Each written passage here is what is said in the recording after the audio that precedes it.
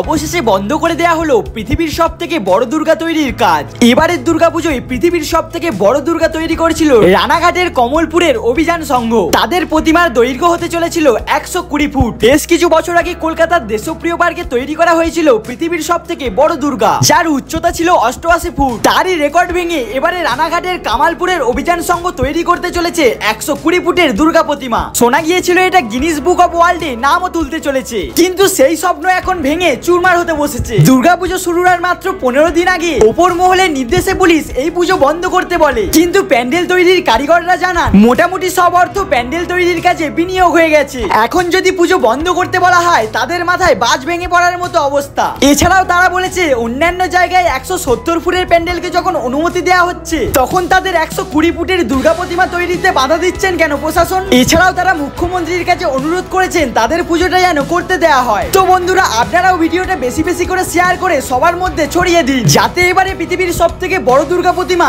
বন্ধ না হয়। আর এমনই নিত্য নতুন আপডেট পেতে চ্যানেলটা সাবস্ক্রাইব করে রাখুন। দেখা হচ্ছে নেক্সট ভিডিওতে। ততদিনের জন্য সুস্থ থাকবেন, ভালো থাকবেন, টাটা, বাই বাই।